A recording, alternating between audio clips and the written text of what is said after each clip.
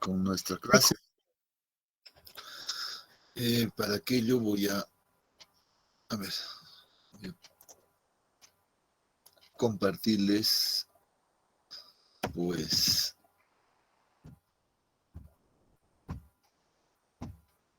la presentación. Ahora sí. Guarden un momentito.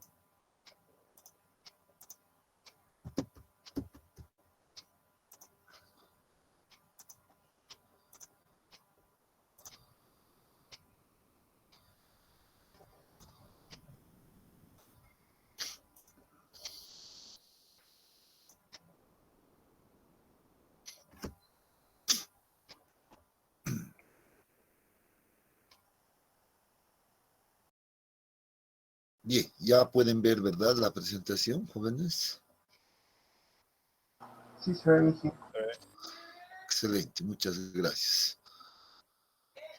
A ver, entonces, bueno, habíamos quedado por acá en la anterior clase, ¿verdad?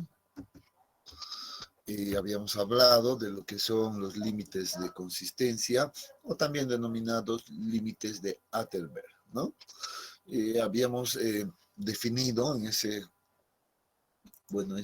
clase al límite líquido, el límite plástico y el límite de contracción, ¿no? Entonces, habíamos concluido indicando que estos en realidad tres propiedades del suelo, pues son determinados o deben ser determinados en laboratorio, ¿no? Entonces, bueno, ahí habíamos quedado y lo que nos tocaba es simplemente ahora ver un poco sobre estos límites de consistencia, con lo cual estaríamos concluyendo pues con el capítulo 1 en realidad. Entonces la tarea del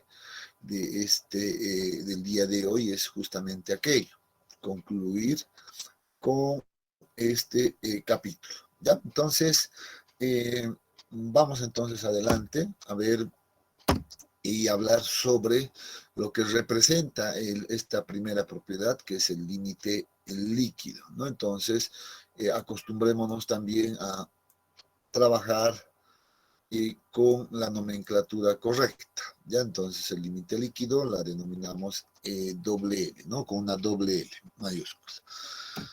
Bien, ¿qué dice? El límite líquido ya es un contenido de humedad, como ya lo habíamos visto en el esquema anterior, ¿ya? Sin embargo, este es un contenido de humedad bastante particular que tiene la función de dividir la consistencia plástica de la consistencia líquida del suelo, ¿verdad? Entonces, esto lo hemos visto de mejor manera, seguramente, en la gráfica, ¿no? En laboratorio ya está estandarizado, obviamente, bajo la norma ASTM 4318, en este caso, este es el código de la normativa que se utiliza en laboratorio. ¿Ya? Entonces, ¿qué se requiere para realizar este ensayo en laboratorio? Pues se requiere los siguientes equipos, ¿no? Entonces, una cuchara de Casagrande o una copa de Casagrande también que se la denomina, ¿ya? Entonces, vamos a ahora conocerlo aquello. Un ranurador que es muy importante y es un ranurador que cumple una determinada función, ¿ya? Para encontrar el límite líquido. El tamiz número 40 o de la abertura 0.425. Agua destilada o agua aireada, algunos accesorios adicionales como la espátula, una placa de vidrio, seguramente vamos a necesitar una balanza de precisión, un horno de laboratorio, etcétera, ¿no? Entonces son también algunos detalles que se requieren. Aquí está una imagen, una fotografía, en este caso, de la copa o la cuchara de Casagrande, ¿no? Entonces, esta es la cuchara de Casagrande. Observemos bien que esta cuchara pues está contenida en una base bastante rígida, como estamos viendo acá, una base. Tiene una especie de una manivela, observen acá, tiene una manivela que puede uno girarlo ya a una cierta velocidad controlada, y cada vez que nosotros giramos esta manivela, pues lo que hace es elevar esta copa ya hasta una altura aproximadamente de 1 centímetro separado de la base. Y una vez que llega a esa altura, pues la copa cae en caída libre, generándose un golpe en la base. Ya esa es una particularidad de este equipo. Asimismo, aquí podemos nosotros observar que estos equipos tienen un contador automático, ¿ya? Y ese contador, bueno, ¿qué es lo que registra? Cada una de las caídas que se generan por la copa. Entonces, cada una vuelta que da la manivela, pues va marcando aquí ese registro, ¿ya? Entonces va acumulando seguramente. Entonces, ese es un dato muy importante que lo vamos a utilizar más adelante, ¿ya? Entonces, pero estén atentos a este dato, al contador, ¿ya? Eh, por otro lado, tenemos acá el ranurador. Este es el ranurador que habíamos mencionado anteriormente, y les decía, es un ranurador bastante particular que cumple una determinada función. Ya vamos a ver ahora, más adelante, cuál es esa función que cumple, pero sin embargo les adelanto que, que tiene esta particularidad. Vean, observen que este ranurador tiene una cierta forma específica ahí al centro de este elemento, que va a cumplir una cierta función. Ya vamos a ver un poquito más adelante. Esa es la particularidad. El tamiz 40, pues la normativa nos dice, en realidad nos permite más bien que nosotros podamos utilizar muestras que pasen el tamiz número 40 o esta abertura, aunque bien nosotros sabemos que el límite líquido debería de ser considerada solamente todo el material que pasa el tamiz número 200, ¿no es cierto? Sin embargo, la normativa es un tanto flexible en ese sentido y nos permite utilizar también un poco de la misma, no sé, partículas que tengan hasta esta abertura máxima, ¿no? Entonces, por eso es que se utiliza eh, este tamiz o esta abertura, ¿ya?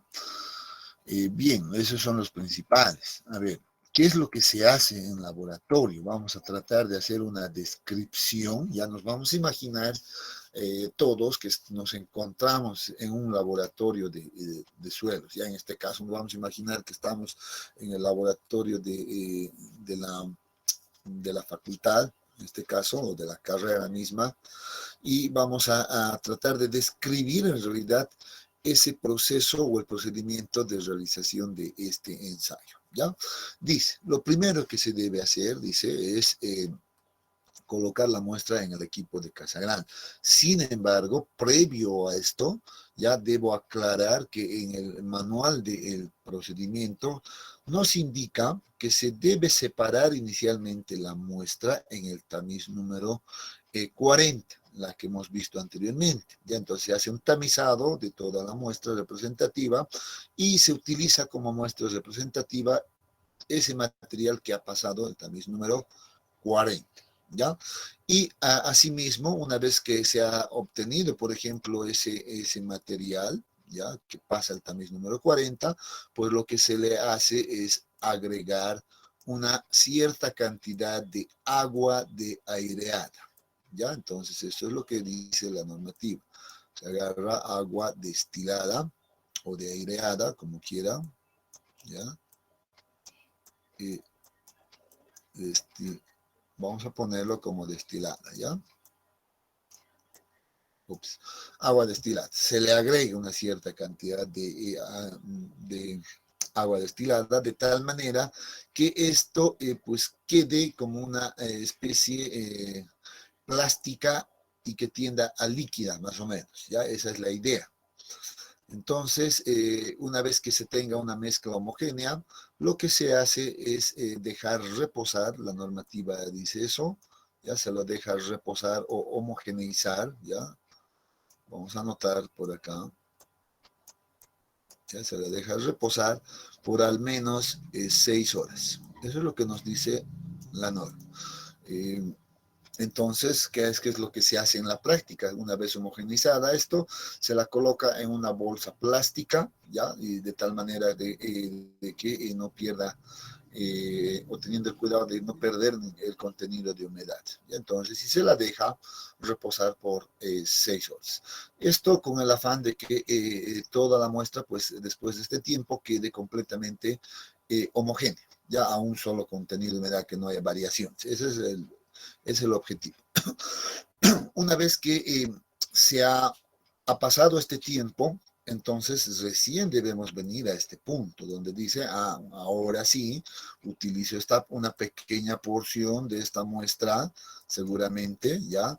Y la voy a colocar en el equipo de Casagrande, así como está mostrando en esta fotografía. Observen, vean que se coloca de esta manera, obviamente con ayuda de algunos accesorios como una espátula, por ejemplo, colocamos en la copa de Casagrande lo más horizontal posible, ya lo más plano posible, si quieren, entendido de esa manera. Y entonces la muestra de suelo va a quedar así, va a lucir de esta forma. ¿Ya? Una vez que colocamos o obtenemos en realidad ya esta configuración en la copa de Casagrande, pues lo que hacemos es utilizar el ranurador. Vean, aquí se está utilizando el ranurador, y por la parte central de la copa de Casagrande, pues dividimos a la muestra en dos partes. Esa es la función principal del ranurador, y por eso tenía esa especie de protuberancia al centro, ¿verdad?, de este accesorio, que lo que hace es justamente aquello, separar a la muestra en dos partes. Y vamos a ver cómo va a quedar esa división. Observen. Aquí la fotografía es bastante clara, ¿ya?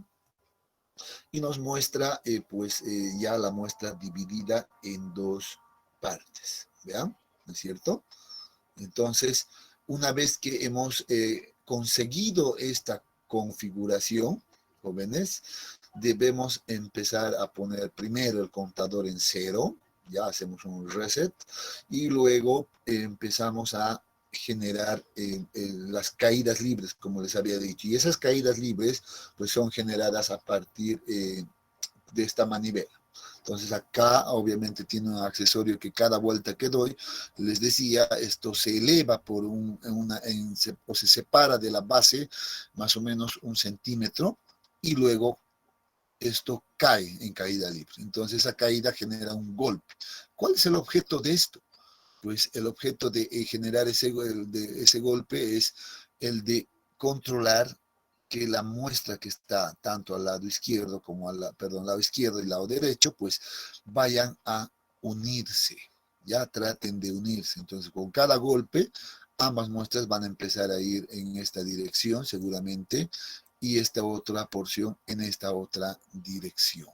Entonces, nosotros vamos a controlar esa unión. ¿Cuál es la condición que nosotros buscamos? Es justamente esto. Vean acá, que acá ya se ha unido, vean si esto puede ser apreciable, ¿verdad?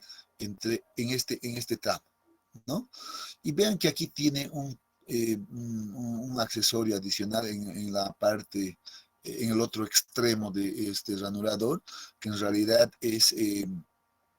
tiene una dimensión de 13 milímetros aproximadamente, ¿ya?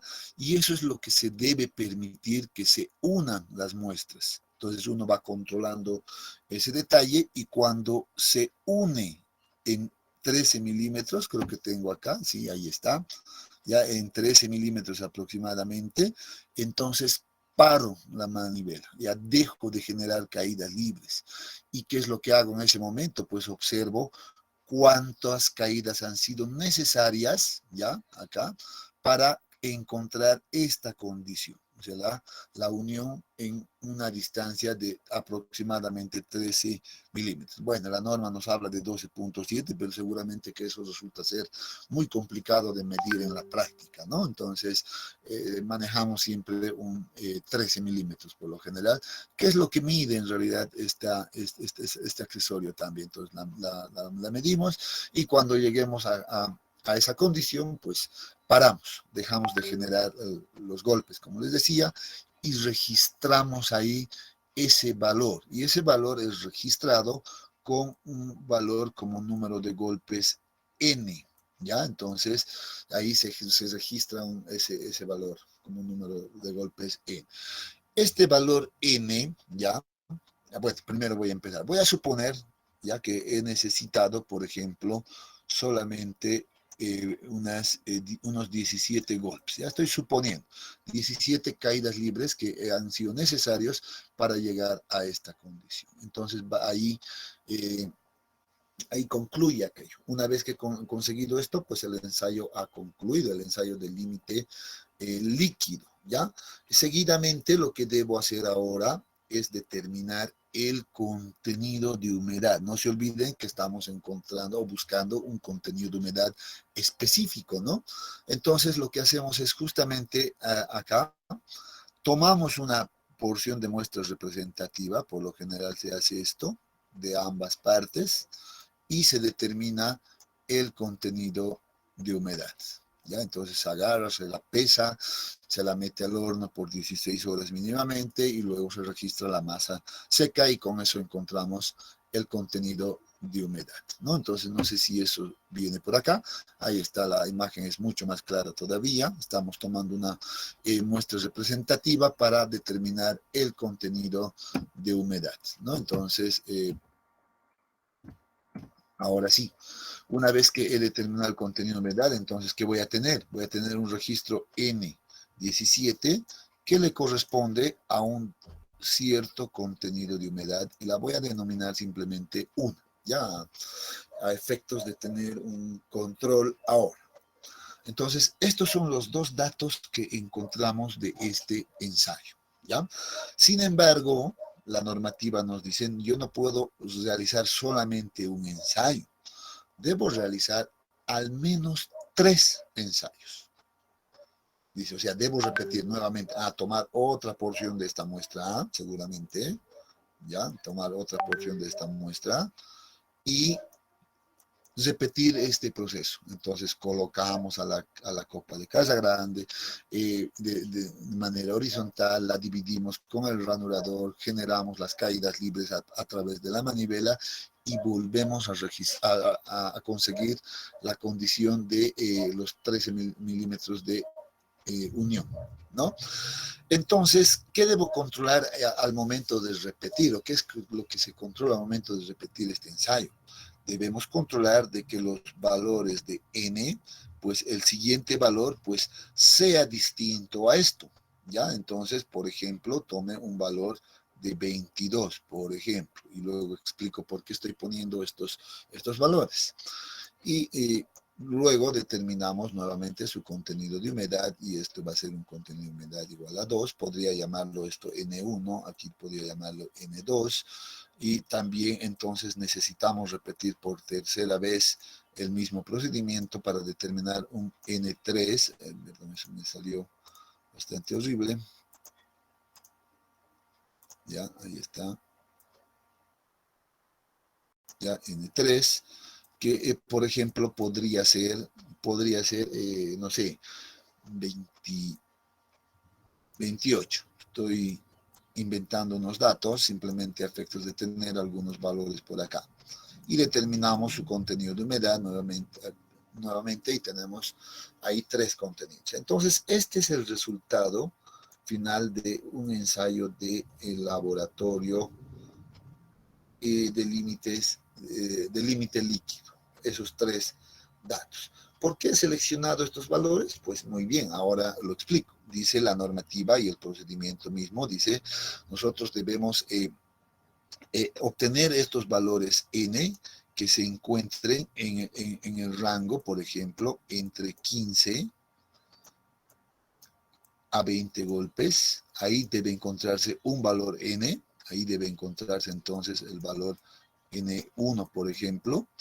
Debemos generar otros datos que se encuentren entre 20 y 25, ¿ya? Para obtener, por ejemplo, un valor de n2. Necesitamos generar otro dato entre 25 y 30, ¿ya? Para generar, por ejemplo, un n3, y es por eso que yo he seleccionado, por ejemplo, 17, que está en este rango y cumple con la condición, el 22 que está en este rango cumple, el 28 que se encuentra en este rango. Por eso he seleccionado estos valores numéricos, ¿ya? Sin embargo, la norma te dice también, como límite, te dice, también es válido si tú encuentras un valor n entre 30 y 35. También es válido. Entonces, esto obviamente puede ser el N3, un N2, etcétera, pero ahí vamos a tener esa holgura en realidad. ¿Ya? En la práctica, les digo que es habitual obtener tres valores. Obtener uno en este rango, otro en esto, otro en esto, otro en esto. De tal manera de que luego, pues, en un procesado podamos tener un dato adicional que pueda tal vez ayudar a calcular de mejor o de manera más precisa el valor del límite líquido, ¿ya? Entonces, simplemente esto como dato adicional del laboratorio, ¿ya? Es por eso que siempre deben ustedes también observar que sí se haya cumplido, por ejemplo, estas condiciones, ¿no? Entonces, esto es una especie de evaluación al proceso de realización del límite líquido. Entonces, vean que ahora tenemos estos datos, pero mínimo 3 datos. Podría tener 4, sí, pero mínimo 3. Entonces, vamos a hablar entonces de este dato mínimo para ahora realizar el procesado o los cálculos, si quieren, y obtener el valor del límite líquido, que es lo que estamos buscando. ¿Qué nos dice el procedimiento? Y esto es importante. Dice, se debe realizar una gráfica entre los valores, vean, del logaritmo del valor n, esto es el número de golpes necesarios para alcanzar la condición descrita, y sus correspondientes contenidos de humedad. O sea, como he encontrado pares de datos, 3 pares de datos, pues entonces eso la tengo que graficar, dice, en un eje cartesiano seguramente, y es muy común y particular, por ejemplo, pues colocar el contenido de humedad en el eje de las ordenadas y el logaritmo del número de golpes n, por ejemplo, ya n, en el eje de las abscisas. Eso es muy común. ¿Ya? Entonces, observen, por ejemplo, en este caso que estamos tomando 3 puntos simplemente, vean, ¿ya? Aquí va uno, aquí está el otro, ¿verdad? Si la proyecto caería por acá, si esta la proyecto cae por acá, igual sus coordenadas, vean, de contenido de humedad, seguramente caerían por acá y por acá, ¿no? Y ahí entonces correspondería, por ejemplo, este será el contenido de humedad 1 para el número de golpes 1, lo propio acá, número de golpes 2 y contenido de humedad 2, número de golpes 3 y contenido de humedad 3, ¿verdad? Eso es lo que se hace. Entonces, ¿qué obtenemos? Básicamente 3 puntos. Eso es lo que obtenemos. Una vez que obtenemos los 3 puntos en esta gráfica, ya en esta gráfica, perdón, me ha ido el dedo. Pues lo que nos dice el procedimiento es ajustar estos 3 puntos a una recta.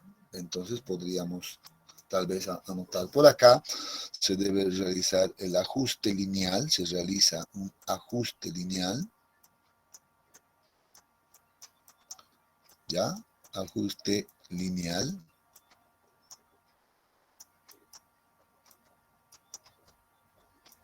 ¿Ya? Que pase por los 3 puntos. o el mejor ajuste. A veces no siempre se va a poder conseguir esta configuración, pero se debe buscar la mejor línea en realidad en este caso. Una vez que obtenemos esta línea, observen que esta línea en realidad tendría una ecuación de la forma seguramente y igual a ax más b, ¿no es cierto? Tendría esa forma donde A es la pendiente en este caso y B es la intersección con el eje de las ordenadas. Eso es lo que nos está mostrando esta gráfica. Si la llevamos en términos de, por ejemplo, de las variables que tenemos acá, entonces Y sería el contenido de humedad, ¿no ven? A, bueno, va a ser la pendiente simplemente, es un valor con numérico. X, ¿qué sería? Pues sería el logaritmo de n, ¿no?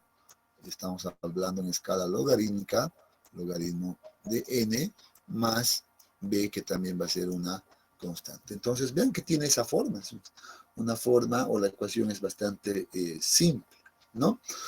Entonces, una vez que hemos hecho este ajuste, lo que dice el procedimiento es, ahora sí va a encontrar usted el valor del límite líquido. ¿Cómo va a encontrar ese valor del límite líquido?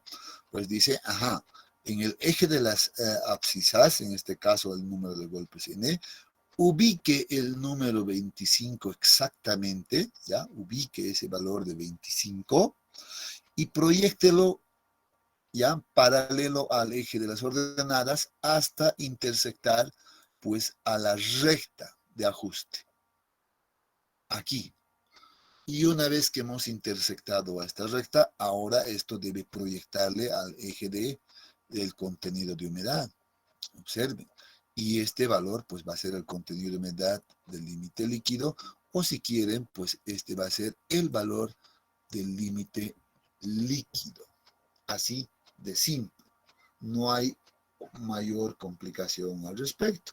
Por tanto, bueno, yo diría, si estoy diciendo aquello, para hacerlo esto mucho más práctico, yo agarraría y diría entonces, muy bien, esta ecuación que estoy viendo acá, la voy a poner directamente en términos de límite líquido. Por tanto, el límite líquido va a ser igual a la pendiente de esta recta, entonces esa pendiente va a ser igual a, ¿no?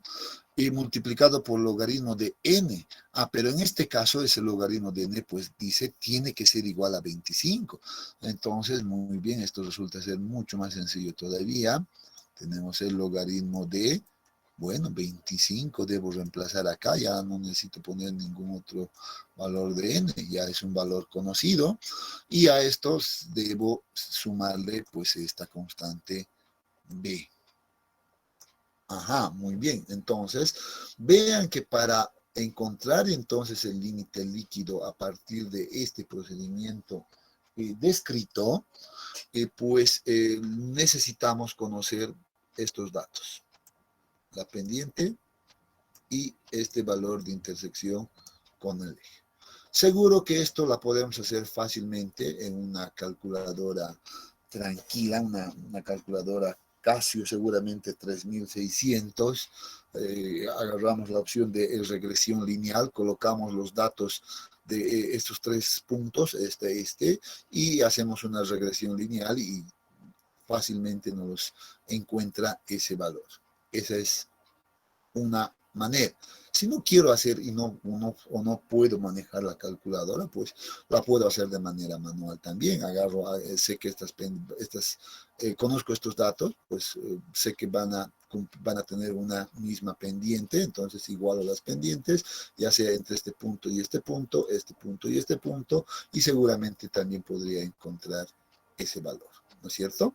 Pero recomiendo que pues practiquemos con la calculadora. Es lo más práctico. Vean que no es nada complicado. ¿Ya? Bueno, y así de simple es este ensayo del límite líquido. Quiero en este momento hacer la consulta si todo está claro, si se ha entendido la explicación o es que tienen algunas consultas adicionales. Los escucho.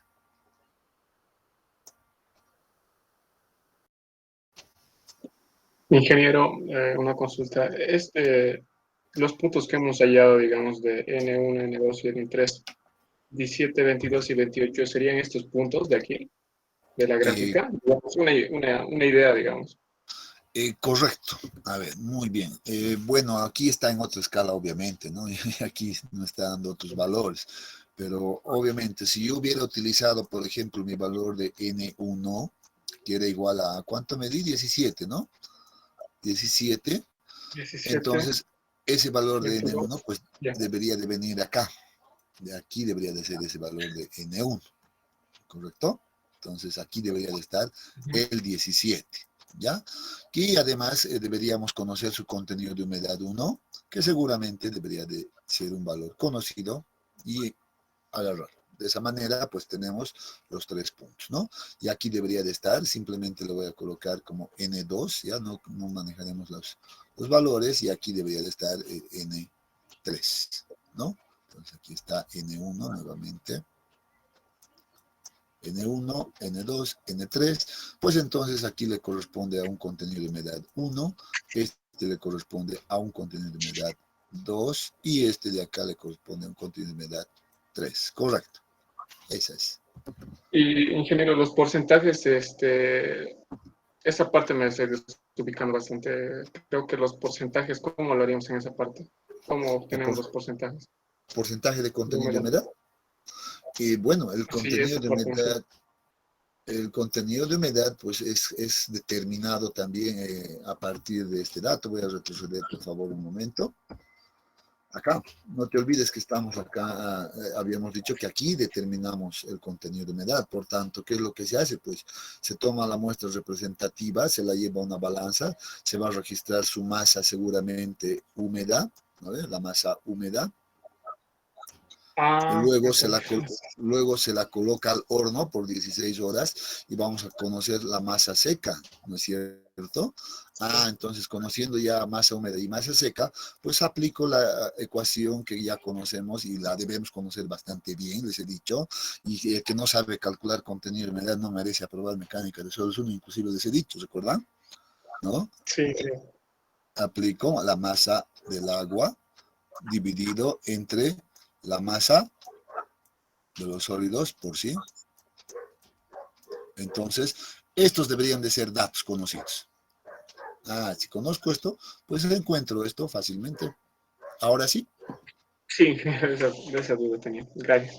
No, está bien. La cosa es que no se queden con dudas, ¿no? Esa es la idea. Muy bien. Ingeniero, una consulta, disculpe. ¿Cómo podemos hallar la recta ajustada a los puntos? ¿Perdón? ¿Cómo podemos hallar la recta? Sí, ajustada a los puntos. Esta recta, el ajuste. Sí, ingeniero. Y entonces yo les sugiero, pues hagan esto, una regresión lineal. ¿No? Entonces uno puede hacer eso, una regresión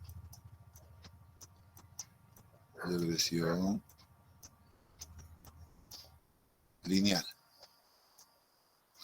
Les recomiendo que ustedes agarren sus calculadores, no sé si ahora o después, y empiecen a practicar con la regresión lineal.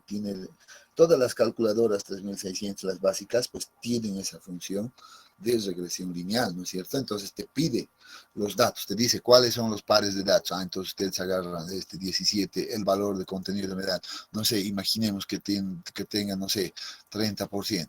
Excelente, entonces colocamos 1730, luego colocamos en la otra fila el 22 que habíamos dicho, 22 que le corresponde seguramente a un contenido de humedad menor que va a ser de 25%, por ejemplo, luego el 28 y el otro dato que conocemos podría ser tal vez, no sé, un 18% de contenido de humedad y listo.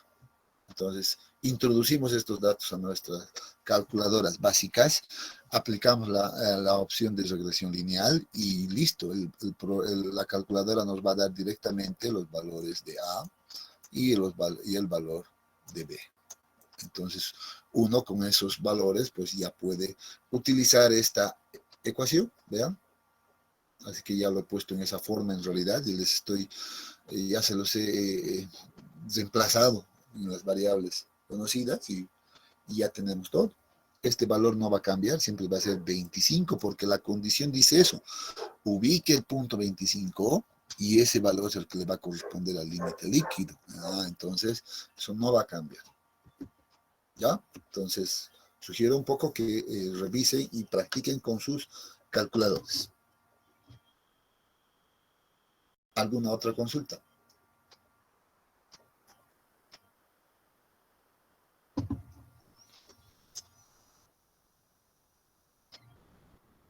Ninguna. Muy bien.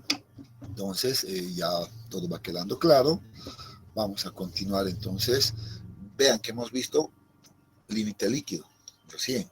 Nos falta ver límite plástico.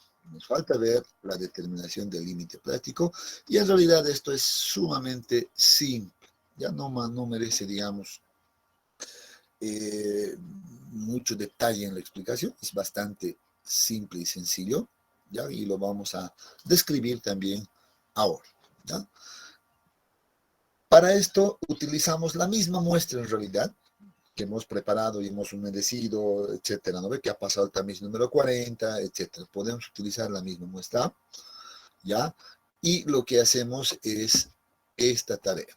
Tratamos de quitarle, aquí está utilizando una especie de secadora de laboratorio, en realidad es un secador, y lo que se lo hace es tratar de sacarle o quitarle el contenido de humedad. De tal manera, ya, de tal manera de que esta muestra que voy a utilizar para realizar este ensayo, sea lo más parecido a la plastilina. Si se imaginan ese detalle, entonces, ¿eso cómo me doy cuenta? Seguramente yo puedo agarrar en la mano y empezar a intentar darle alguna forma específica y cuando estemos en ese momento, pues estamos listos para realizar el ensayo de límite plástico. Esa es una de las condiciones. Obviamente esto ya los técnicos en laboratorio tienen ya mucha experiencia, ya saben en qué punto más o menos parar de secar la muestra. Entonces van controlando continuamente ese detalle. Ya una vez que ya tenga esa consistencia plástica, entonces dicen, ahora sí vamos a realizar el ensayo. ¿Y en qué consiste el ensayo? Pues el ensayo es bastante simple. Yo tomo una pequeña porción de esta muestra ya, casi plástica, y lo que hago es esto.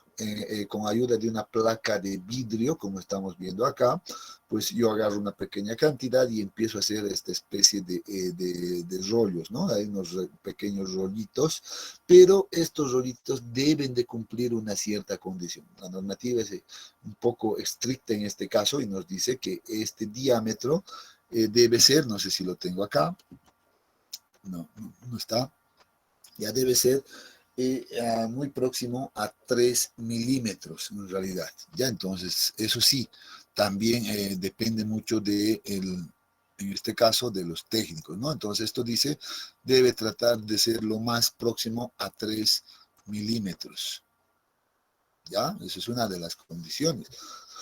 Entonces, vean lo que está haciendo el técnico en este caso, con ayuda de los dedos, en este caso, la parte inferior de los dedos, lo que va haciendo es este trabajo, ¿no? Entonces va moviendo de esa manera, en ese sentido, y lo más uniforme posible. Esto es obviamente el técnico va a ir moviendo a lo largo de todo este rollo.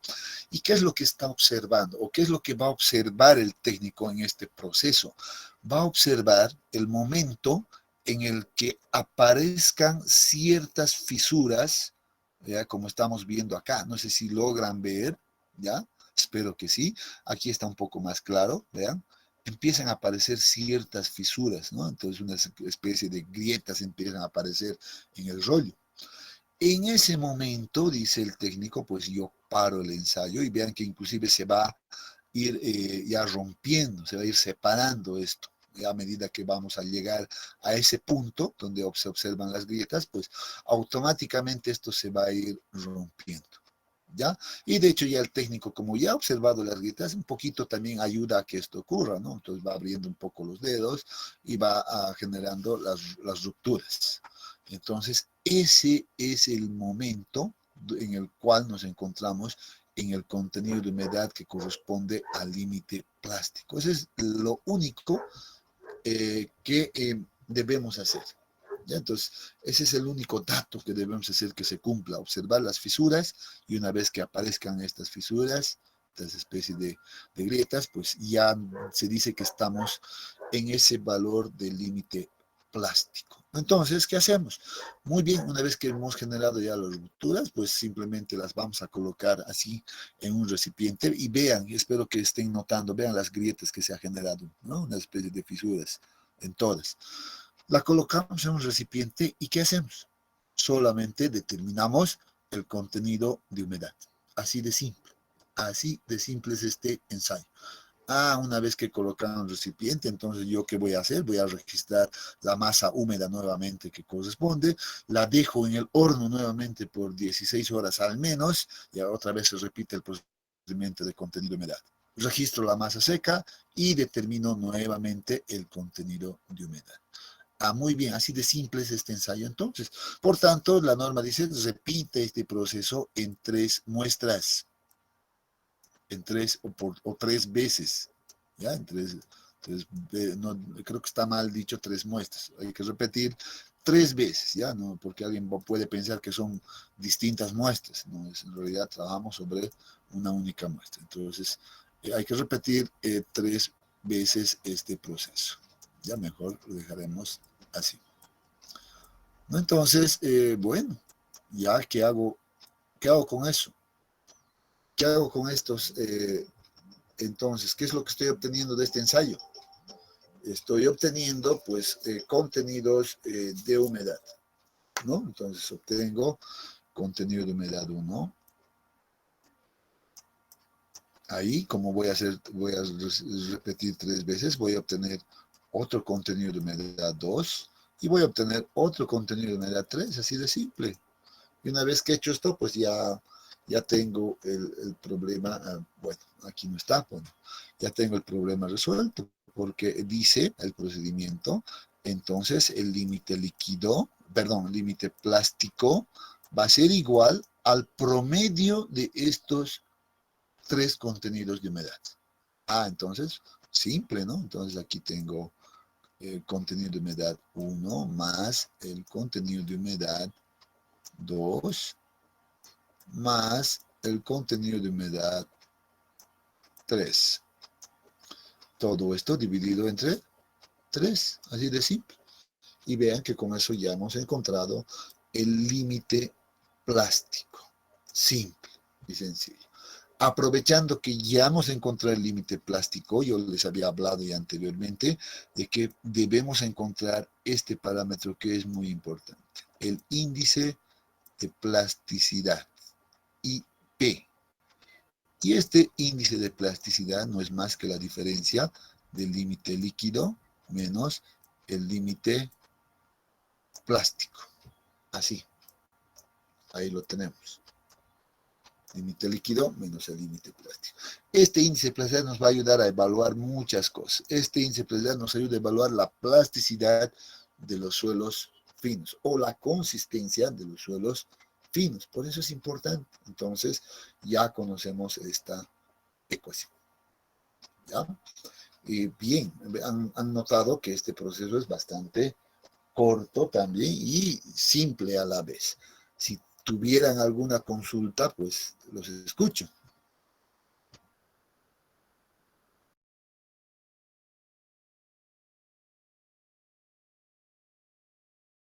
Creo que no hay ninguno, ¿no? Entonces eso está muy bien. Entonces, esto está bastante claro. Ahora, una vez que ya hemos encontrado el índice de plasticidad, que es esta propiedad importante, pues empezamos a hacer la evaluación de la consistencia de los materiales pues finos, ¿ya? Entonces, para hacer esa evaluación, pues contamos con este cuadro bastante útil, bastante y fácil de manejar. Y decimos, observen, el índice de plasticidad puede variar, si varía en este rango entre 0 y 3, pues nosotros suponemos que el material es no plástico, o sea, no presenta propiedades de plasticidad, entonces no plástico, que a veces la denotamos o generalmente como NP, que significa no plástico, ¿no? NP. Ups. Está fallando esto. Ya ahí tenemos entonces ese detalle. NP, que significa no plástico, ¿ya? Y si está entre 3 y 15, dice, ese material tiene una clasificación, una descripción de ligeramente plástico. Si está entre 15 y 30, pues es un material de baja plasticidad, y si es mayor a 30, pues es de alta plasticidad. ¿Dónde me preocupo? Pues cuando estoy en este caso, yo me debo preocupar. Eso significa que ese material, pues seguramente está gobernado por un mineral como por ejemplo la morrillonita, y la morrillonita tiene características de expansión bastante fuertes y ya nos generaría muchos problemas a nuestra estructura. Entonces uno puede ya darle inclusive esa interpretación. Si estoy en este caso, pues estoy tranquilo. Si estoy en este caso, también en un caso de baja plasticidad es trabajable, no hay mucho problema, pero aquí sí debo preocuparme. De hecho, ahora les he introducido ese término de, por ejemplo, el, el, el mineral predominante, como la morrillonita, ¿no? Entonces, a partir de estos datos, inclusive, entonces puedo determinar yo, ya podemos determinar cuál es ese mineral predominante. Observemos.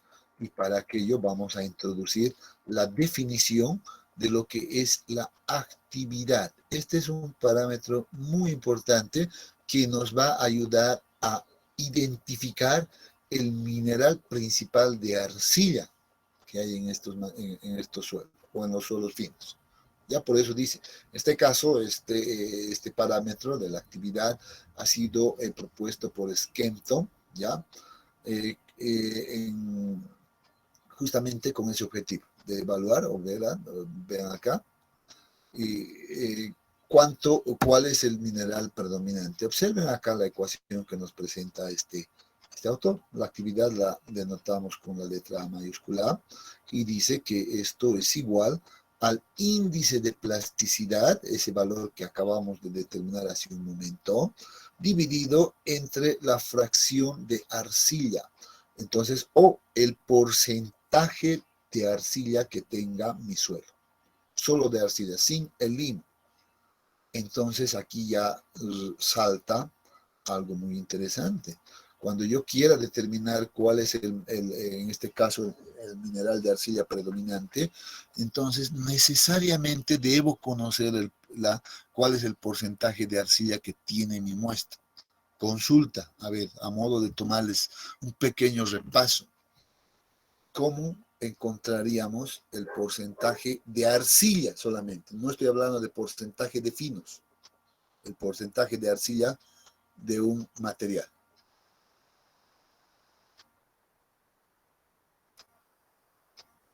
¿Alguien tiene alguna idea?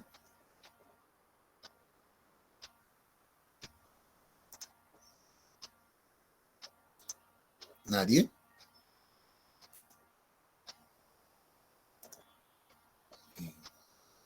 Por distribución de tamaño de partículas, ingeniero, por tamices, una vez digamos, agarramos una muestra y lo tamizamos y podemos calcular el porcentaje de arcilla, digamos, a lo que pienso, ¿no? No sé.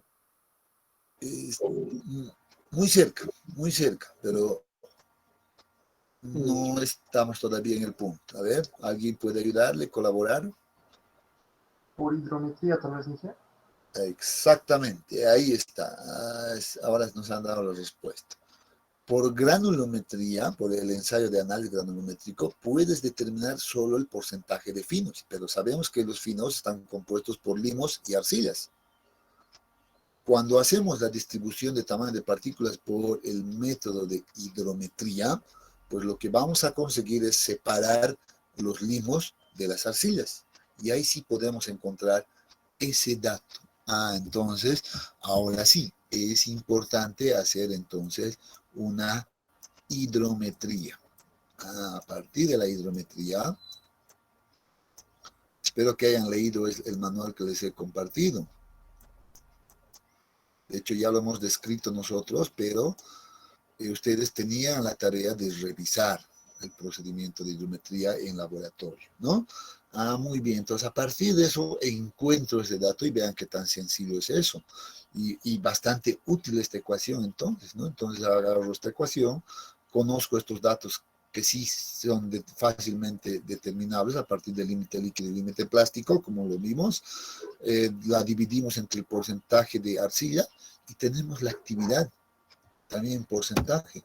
Bueno, aquí está la definición en realidad que nos hacen estos autores, ¿sí? De Woodward, en este año, ¿no? Entonces dice, bueno, esta actividad ha sido definida como la relación entre el índice de plasticidad y el porcentaje de arcillas, ¿no? Entonces, muy bien, entonces seguramente va a tener un comportamiento de este tipo. Ya no vamos a entrar mucho en el detalle de la curva, sino que nos vamos a quedar bastante con la ecuación simplemente. Simple entonces la ecuación. Ah, y ahora muy bien, lo que les he dicho. Entonces, ¿cómo utilizo este valor de la actividad para determinar cuál es el mineral predominante? Entonces, nos vamos a ir para eso, pues, a este cuadro que nos presenta, en este caso, Willow, el año 94. ¿Qué nos dice? Nos dice, vean, aquí están los valores de la actividad, ¿ya? Si la actividad está entre 0.4 y 0.5, pues vean que el mineral predominante había sido la muscovita. Si está entre 0.5 y 0.75, pues ahí tenemos la caulinita. La hilita se encuentra con actividades que se encuentran entre 0.75 y 1.25. Y miren la monolunita, la que no quisiéramos encontrarnos. Bueno, nos va a dar actividades mayores a 1.25. Eso es lo que nos dice. ¿No es cierto? Entonces, muy útil este cuadro. La actividad bastante fácil de determinar con algunos ensayos de laboratorio y que nos está dando una información bastante importante, ¿no? Muy útil por eso este cuadro. ¿De acuerdo? Entonces, para eso, vean que el determinar los límites de consistencia ya nos están ayudando a generar mucha información. ¿No es cierto? Muy bien, entonces con eso, pues bueno, tenemos ya cubierto inclusive esta determinación de la monolunita. Bueno, ¿qué hemos hecho ahora? Hemos visto cómo se determina en laboratorio el límite líquido, el límite plástico. A partir de eso hemos definido el índice de plasticidad. Bueno, con ese índice de plasticidad hemos hecho la descripción del tipo de material en términos de su consistencia, ¿no? O plasticidad, si quieren. Luego hemos utilizado ese mismo dato de índice de plasticidad para poder encontrar este otro parámetro del suelo muy importante que es la actividad, y la actividad nos proporciona esta información. ¿Cuál es el mineral predominante de ese material? ¿No? Entonces así trabaja en realidad esto. Muy bien, antes de que se nos vaya la hora, pues vamos a hablar un poco ahora de la carta de plasticidad. La carta de plasticidad es un resumen en realidad de muchos ensayos realizados tanto del límite líquido y límite plásticos. ¿Ya? Por eso dice, con el fin de proporcionar una representación adecuada de la plasticidad de una muestra de suelo, se emplea la denominada carta de plasticidad. ¿Qué es esa carta de plasticidad? Pues es esta. Es un gráfico que nos representa el índice de plasticidad versus el límite líquido en este otro eje. Y lo que hacen los autores, en este caso, de lo que hace el autor, es proporcionarnos, por ejemplo, unas líneas por acá, que la denominan la línea A, ¿ya? Y que además tiene su propia ecuación. Observen la ecuación, es una recta. Entonces índice de plasticidad igual a 0.73 multiplica el límite líquido menos 20. Así de simple. También nos proporciona una línea denominada U, ya esta carta de plasticidad, y que tiene esta ecuación, índice de plasticidad igual a 0.9 que multiplica al límite líquido menos 8. Entonces, también es una recta. Aquí estamos viendo. ¿Cuál es la función de cada una de estas rectas, por ejemplo? Bueno, la línea A dice, y esto lo han probado obviamente en función a varias pruebas, ¿ya? La línea A lo que hace es separar a los limos de las arcillas. ¿Eso qué significa? Que toda combinación entre índice de plasticidad y límite líquido que caiga, por ejemplo, encima de la línea A, pues va a ser clasificada como arcilla. Entonces las arcillas se encuentran acá. Arcillas. Incluido un punto que por casualidad podría darse que pertenezca a la misma recta. Entonces también es considerada como arcilla. Entonces las arcillas están acá arriba, ¿ya?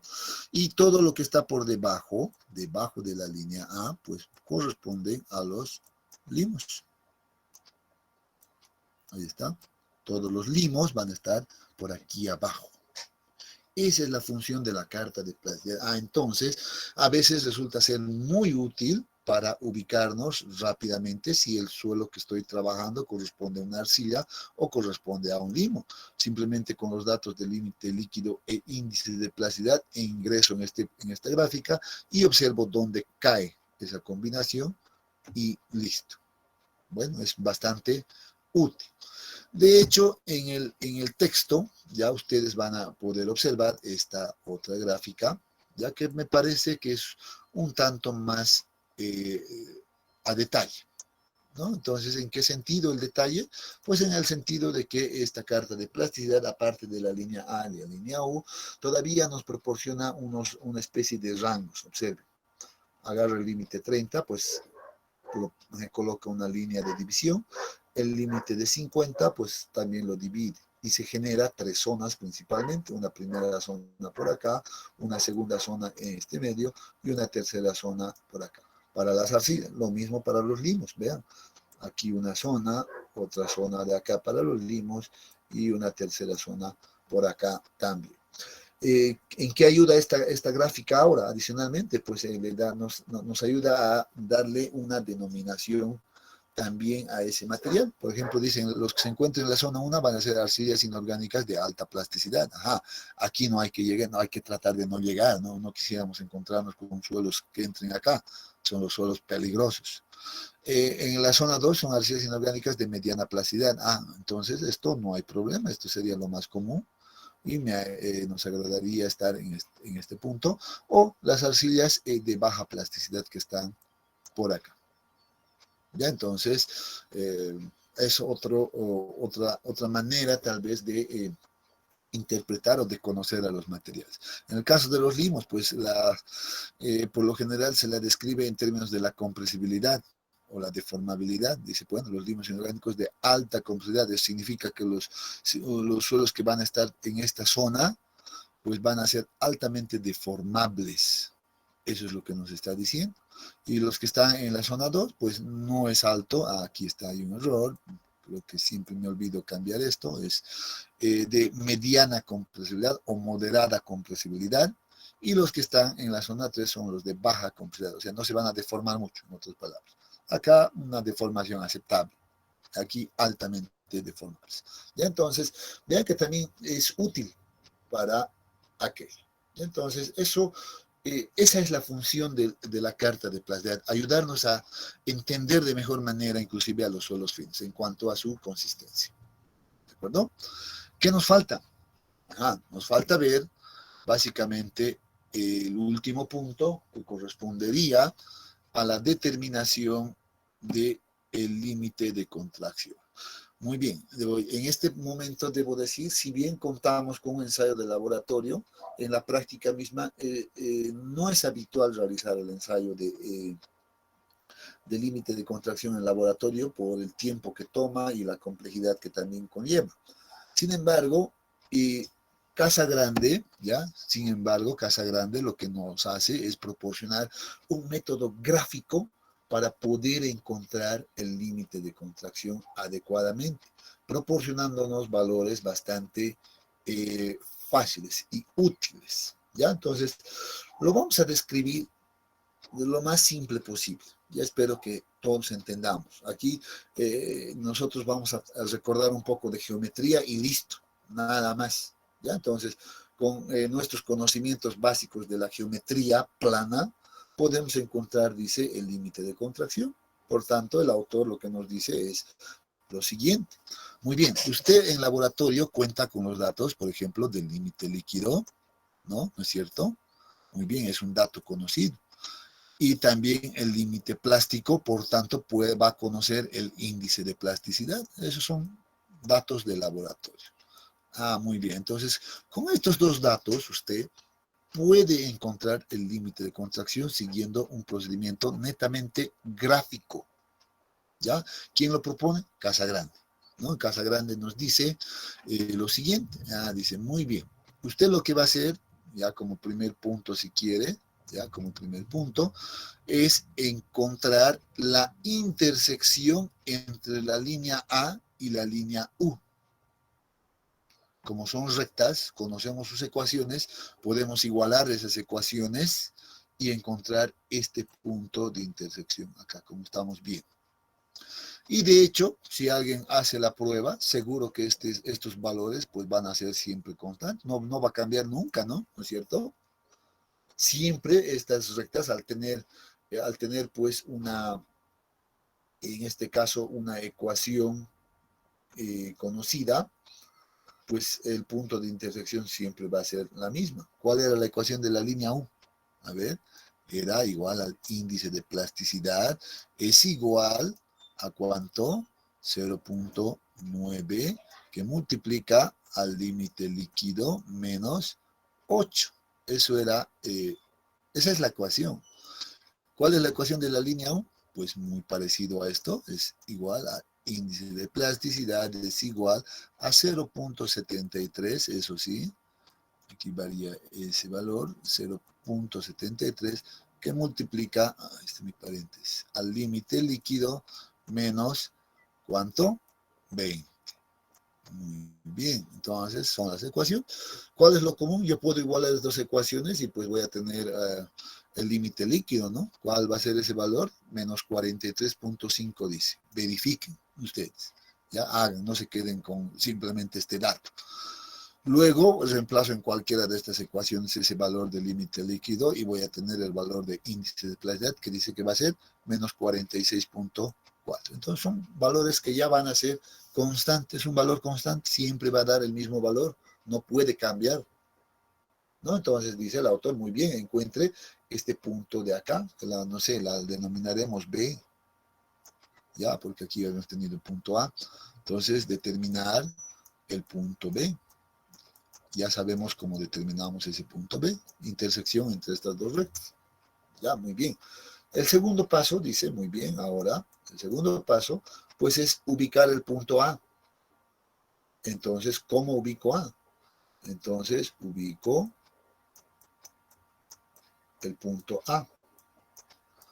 ¿Qué es el punto A? Pues como tengo los datos del límite líquido y índice de plasticidad, pues simplemente tengo que venir a la gráfica A, ¿verdad? Y aquí, pues, tener aquello, y este de acá seguramente, pues, corresponderá al valor de, por ejemplo, el índice de plasticidad que he encontrado en laboratorio, ¿no? O a partir de datos de laboratorio, si son datos conocidos. Entonces, de esa manera, ubico el punto A. Ahí está mi punto. ¿Cuál es el tercer paso? Así de simple. El tercer paso dice ahora, con una recta, el punto A con el punto B. Entonces con una recta, eso es claro. Dice unir A y B con recta, ¿no? Con una recta. Muy bien. Y esa recta pues está la de la línea de color verde, ¿no es cierto? Eso está ocurriendo. Pues vean que ahora el punto 4 ya es bastante simple y dice, ahora sí determine el límite de contracción, ¿ya? ¿Y cómo voy a determinar el límite de contracción? Pues simplemente va a ser así de simple. La intersección de la línea AB con el eje de las abscisas, este punto. Vean, está intersectando en ese punto, pues ese valor va a ser el límite de contracción. Por tanto, ¿qué coordenadas va a tener esto? Seguramente va a tener un valor de, en este caso, límite de contracción directamente, ¿verdad? Y 0. No tiene ningún valor de índice de plasticidad, 0. Entonces es un punto conocido. ¿Qué conozco? ¿Conozco este dato? Sí. ¿Conozco este dato? Sí. Entonces puedo hacer la interpolación, si quieren, o una intersección con este eje conociendo estos datos. ¿No es cierto? Entonces aquí tengo que aplicar un poco de mis conocimientos de geometría, sí. Nada más. Aquí tengo estos datos, límite líquido, límite plástico, son valores conocidos. Índice de plasticidad. Son valores conocidos y con esto pues ya encontramos ese valor de límite de consistencia. Así de simple. ¿Ya? ¿Cómo hago aquello? No sé, una ayuda bastante, no creo, ¿no? Geometría, interpolación, creo que no hay inconveniente, yo no lo veo complicación acá, alguna, aquí no, ni siquiera uno necesita saber mecánica del suelo, solo geometría, pero sí necesita saber estos 4 pasos que debe hacer, así de simple, lo que nos propone Casagrande. ¿Alguna consulta al respecto? ¿Cómo determinar el límite de consistencia, el límite de contracción?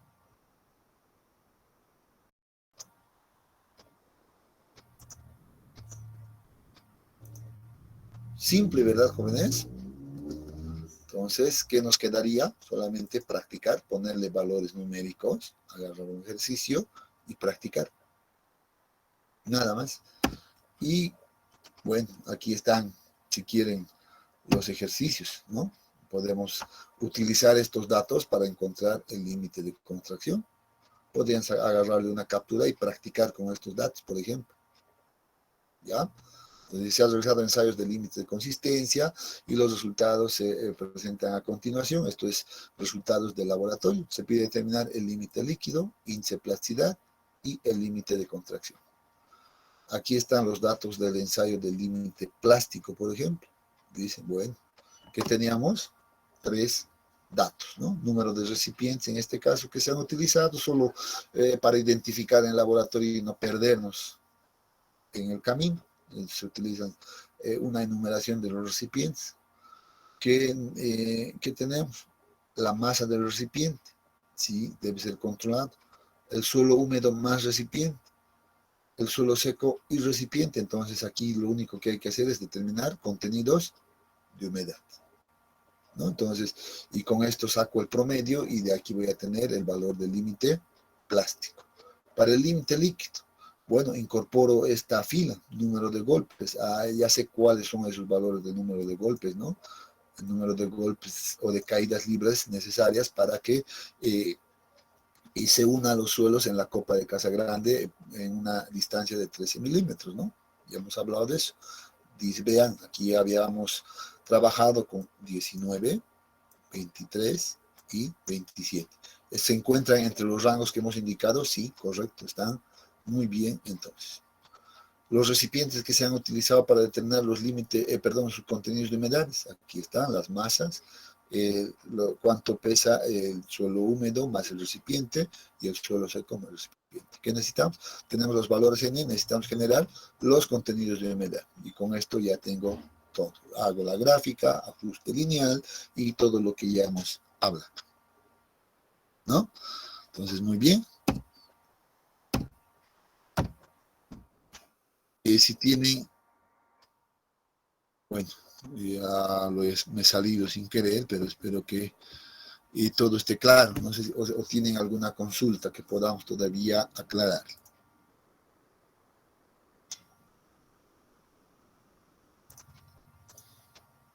Recomiendo que vayan al texto, revisen ese procedimiento de Casagrande, cómo determinar el límite de contracción y practiquen con esos datos que les he mostrado. Espero que le hayan sacado una captura. ¿Ya? O pueden agarrar otros datos, igual eso ya depende también de ustedes. Muy bien, jóvenes, si no hay consultas, pues entonces con esto estaríamos concluyendo el capítulo 1. Hasta acá abarca el capítulo 1. ¿Ya? Voy a ver si mañana podemos hacer algo de práctica, tal vez, voy a ver, o tal vez voy a más bien pasarles un video de alguna solución. Ya voy a pensar un poco, ¿ya? Y se les paso el link directamente. Probablemente sea ese el mejor camino. ¿Ya? Y para, obviamente, con el afán de ya ingresar a nuestro segundo capítulo, que es clasificación de suelos. ¿Ya? Entonces, bien, jóvenes, pues quedamos acá y nos vemos el día de mañana. ¿Ya? Que tengan muy buenas noches.